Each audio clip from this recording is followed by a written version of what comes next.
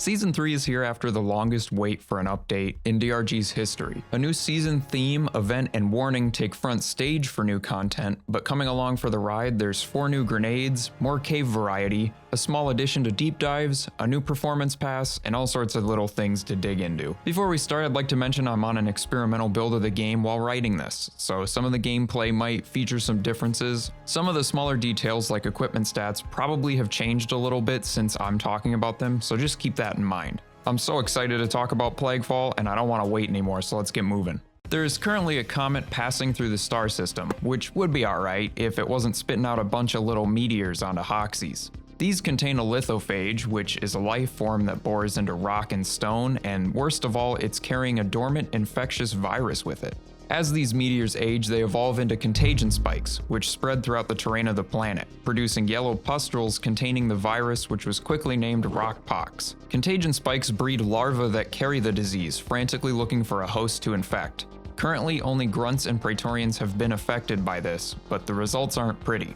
Grunts endure severe physical changes, making them numb and stiff, as well as growing large blisters that will deal immense damage to the enemy when ruptured. Praetorians have a more severe reaction to the virus. Some of the symptoms include sprouting tendrils, resistance to physical harm, projectile vomiting, increased appetite, necrosis, and also a little bit of a sore throat. Poor guys. When encountering rockpox praetorians, do not try to attack them anywhere but on the blisters, as the infection has made their armor extremely tough. As of right now, the larva cannot use dwarves as a host, which is extremely good news. That being said, the chances are high that it's going to evolve and infect more enemies later down the line.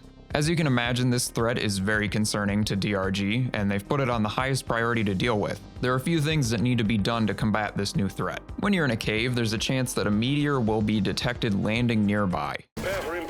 That's not good news for you, but here's a rundown on how to deal with that. First of all, keep your distance, because believe it or not, it hurts if a meteor hits you.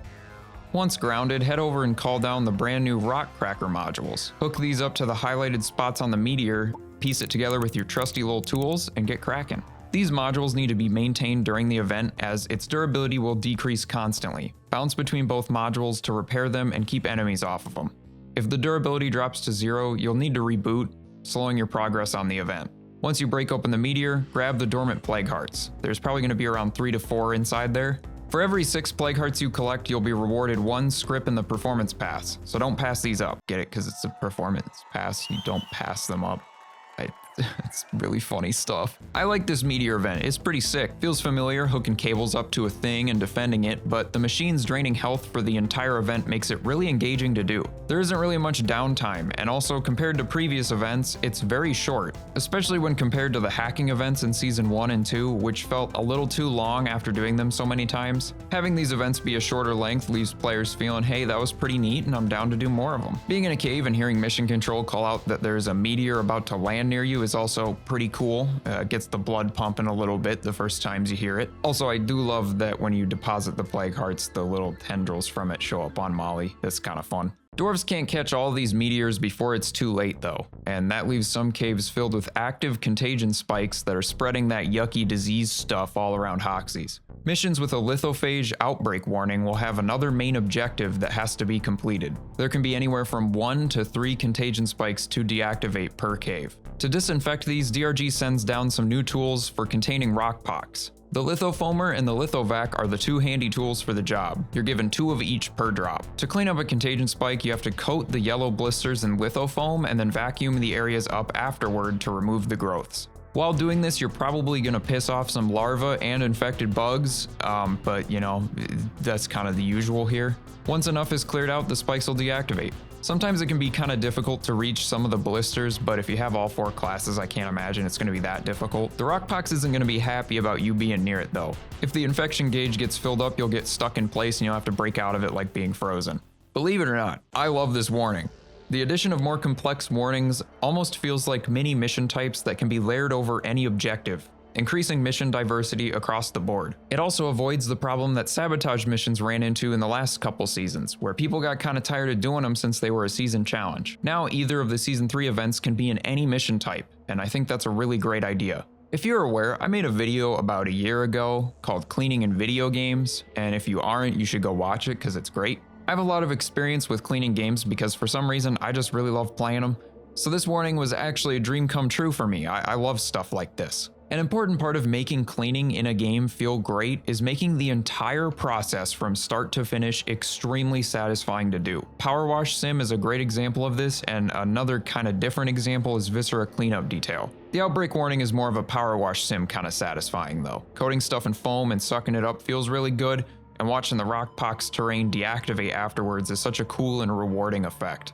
Also listen, I don't do this very often, but I do want to brag for a little bit. I did predict the cleaning minigame idea minutes after the teaser was showed off of the Lithofoamer and the Lithovac in the rig. And honestly, my speculation on this season overall was pretty spot on. Hell, even most of the stuff I wanted to see added personally was also in this update. I'm actually part of the team at Ghost Ship Games now, apparently.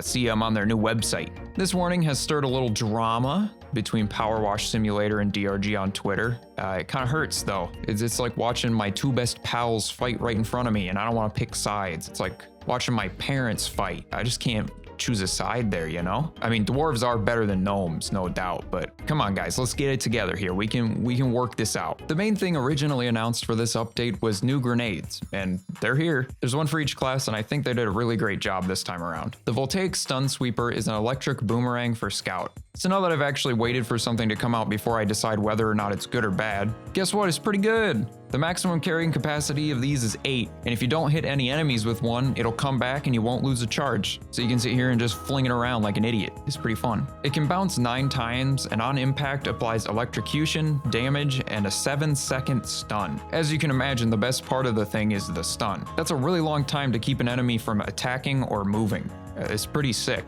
In my testing, this was fun with pretty much any of the primaries, but especially Bullets of Mercy on the Deep Core since it applies an elemental effect. These mostly struggle against swarmers and shockers. They can kill them, but it's pretty slow and it just doesn't work very well. Overall, I think the electric boomerang is neat. Scout already had a pretty solid set of grenades, and this one's working pretty well too. The spring-loaded Ripper for Driller is a throwable lawnmower for bugs, and I was excited when I saw the teaser for this. It's pretty much what I expected. You're given a max of 6 throwable lawnmowers that run for a bit over 7 seconds, and these can do 145 damage on impact. Unlike axes, this is much better for multiple enemies, and the terrain surrounding it impacts its effectiveness significantly. Larger rooms where bugs are less concentrated are not where it shines, but enemies grouped together in a small place, that's pretty dang good. One of my favorite ways to use this was digging a tunnel into the wall with drills, leading bugs into it, and tossing one along the walls and letting it spit around like a Garry's Mod death run trap. Combining this with Engineer's Lures could have a lot of potential as well, but I haven't tested that yet. I've gone on record saying it often, but I don't use Driller's other grenades other than axes pretty much ever. I don't like the other options, but the spring-loaded Ripper might switch things up a bit for me. Finding the best place to throw it feels really fun, and even if you can't get them all in a small area to be repeatedly hit, it can still take down enemies on one pass. Driller's cool, lawnmower guy now, like it, and I'm confident that mods relating to Chainsaw Man are inevitable at this point.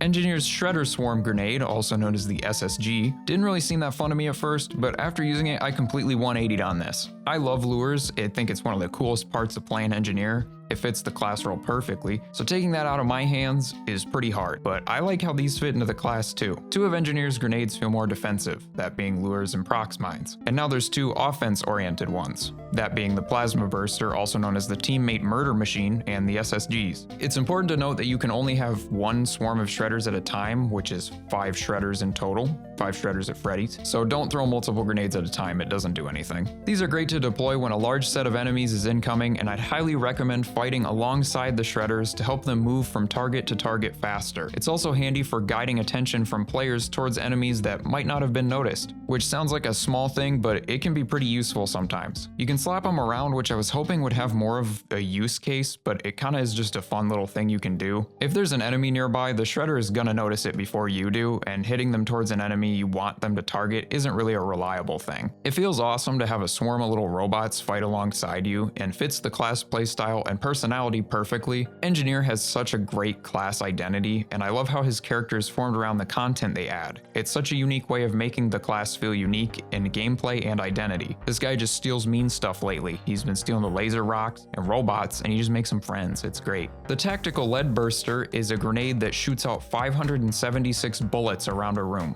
Gunner, believe it or not, likes guns, and in this case, he's got more gun than ever. With a max capacity of 4, this is a pretty great option for dealing with any enemy nearby, whether it's a big guy or a bunch of little guys. It takes about half a second to arm, and I'd say it's worth throwing as close to enemies as possible, where the bullets are more concentrated. You can also stick the grenade onto any surface you throw it on, so keep that in mind when choosing where you toss it. This looks super cool to use, packs a lot of punch, but make sure you keep your distance when you throw it. You're gonna regret it if you don't. I would say this is my least favorite of the 4 grenades, but by a very small amount. I just like this one slightly less than the rest. In a previous video I made a couple months ago, I said I was really hoping for some more cave variety. I love seeing new cave generation. It's a really important piece of the gameplay, and it makes me extremely happy that new cave variation was added in this update. The primary area where attention was given was point extraction, and I'm so excited to try these out. Oh my god, I just love point extraction so much, so this is gonna be so cool to me. I can't really distinctly say what is and isn't new generation besides point extraction, since there was such little variety beforehand. I definitely stumbled upon some new ones, and I'll show those here, but they also did show off a few clips in a trailer of new rooms that I can throw in the video here too. Basically, there's new cave shapes. That's good. It's another season, so that means another performance pass. I don't know what you expected. Everything from Season 2 has been moved to other loot pools in the game, just like Season 1, so don't worry if you didn't get everything from Season 2, you can find it somewhere else in the game now. You know what time it is. It's time for me to look at virtual Space Dwarf cosmetics and say they look cool. New hair color. Hell yeah. Explosive Tangle looks like a spiky little crystal mustache, and I love it. Extreme Roadster is powerful. I cannot wait to unlock it. It's legendary facial hair. Insidious Twirl is the perfect stash for any individual who's looking to scheme, perhaps plan something devilish. Laird Magnificence is a beard on a beard, and I don't need to explain why that had to be mentioned. The new mil-spec frameworks are green, boxy, and cool. I'm excited to mess with paint jobs on these. The Beaked Plague Mask is going to be a fan favorite for sure, no doubt. Finally, we have a ponytail, which is pretty cool. Resplendent Frills are intense sideburns, folds of wonder. I cannot wait for these either. Umber Corrosion is a sick armor paint job, and same with Verdigris. Is that how you pronounce it? Verdigris? Verdigray? I don't know. And there's a new DLC pack, because of course there is, and it's a set of Biohazard suits. This is probably one of my favorite armor sets so far in the DLC.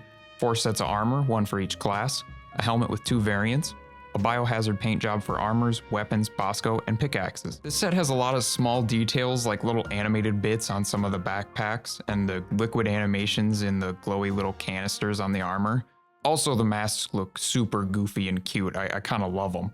I mean, I'm going to buy this. I don't think anyone's surprised by that, but I'm going to purchase this with my money. With the rise of a new threat, a previous must be put on the back burner. Rival robots are no longer the main issue here on DRG's radar. Industrial sabotage missions are now considered like any other mission, and with that comes a less complex version of it that's also available in deep dives as a primary objective. The time to hack in these missions has also been reduced, along with an increase in the transmitter node reach.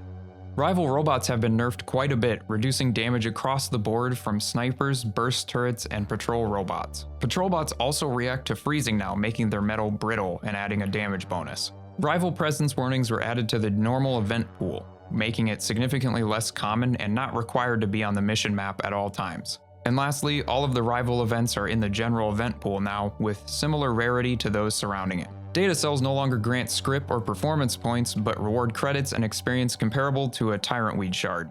Good on Ghost Ship for handling this how they did. I think it's a really great way to move on from seasonal content, but keep it available for those who might have missed it in Season 1 and 2. If you're someone who is tired of recurring assignments having no variety, good news, they do now. Promotion assignments have more variety, making it so you don't have to do the same missions for every promotion, and sabotage is also available in randomized assignments too. One of my favorite sections in each update has always been community requests, and there's a couple of good ones this time around. There's new shouts on the laser pointer, a new loadout slot in the equipment terminal, and there's now a terminal for the miner's manual in the cabins on the rig, which is pretty great.